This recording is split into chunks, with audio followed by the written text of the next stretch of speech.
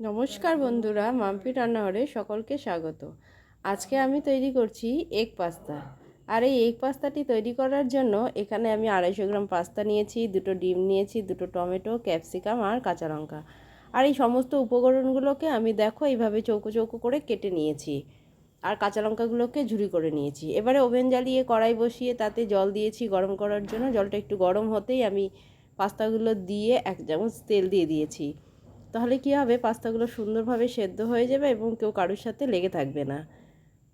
পাস্তাগুলো দেখো প্রায় সেদ্ধ হয়ে এসেছে। এবারে আমি এগুলোকে জল থেকে তুলে একটি পাত্রের মধ্যে তুলে তারপরে সেগুলোকে আবার আমি ঠান্ডা জল দিয়ে খুব ভালো করে ধুয়ে নিচ্ছি। দেখো ঠান্ডা জল দিয়ে সুন্দর করে ধুয়ে নিয়েছি। এবার ওই কড়াইটি আবারও বসিয়ে দিয়েছি এবং তাতে পরিমাণ মতো আমি তেল দিয়ে দিয়েছি। অল্প পরিমাণে প্রথমে তেল দিয়ে 2টো ডিমকে আগে ঝুরি করে বাটিতে তুলে রেখে ওই কড়াইতে আবারও তেল দিয়ে পাস্তাটাকে আমি রান্না করে নেব। দেখো খুব সুন্দরভাবে ডিমের ঝুরিটা করে নিয়েছি। এতে আমি লবণ হলুদ কিছু দেইনি, শুধু ডিমটাই ঝুরি করে নিয়েছি। তেলটি গরম হয়ে গিয়েছে। এবারে আমি প্রথমে পেঁয়াজগুলো দিয়ে একটু নেড়ে চেড়ে হালকা ব্রাউন হতেই দিয়ে দেব ক্যাপসিকাম, তারপরে দেব টমেটো, তারপরে কাঁচা লঙ্কা কুচি। সব দিয়ে খুব ভালো করে ভেজে নেব। এগুলো সব উপকরণ দিয়ে ভাজা হয়ে গেলে সেদ্ধ করে রাখা পাস্তাটা আমি দিয়ে দেব। এইভাবে এগ পাস্তা রেসিপিটা খেতে কিন্তু অসাধারণ ছিল।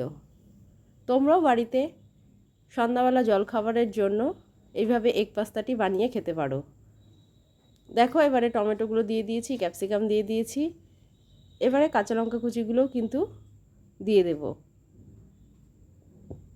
দিয়ে খুব সুন্দর করে আমি সবগুলোকে ভেজে নিচ্ছি।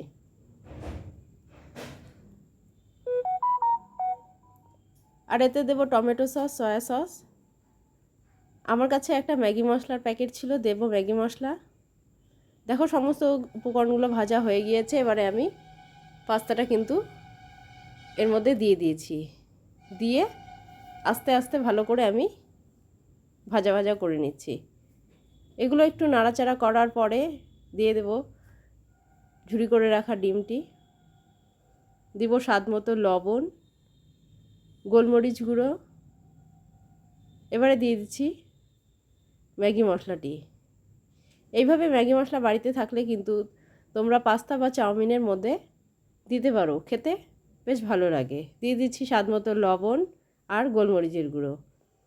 এগুলো দিয়ে একটু নেড়ে চেড়ে দেব সয়া সস আর টমেটো সস। খুব সুন্দরভাবে আমি এগুলোকে ভেজে নিয়েছি। আমার এগ পাস্তাটি রেডি হয়ে গিয়েছে। এবার এটি আমি একটি পাত্রে তুলে নিচ্ছি। তো বন্ধুরা, আমার এই রেসিপিটি যদি তোমাদের ভালো লেগে থাকে, তোমরাও বাড়িতে এইভাবে ট্রাই করো এবং কমেন্টে জানিও কেমন হয়েছে খেতে। সাথে আমার এই চ্যানেলটি শেয়ার এবং সাবস্ক্রাইব করে দিও।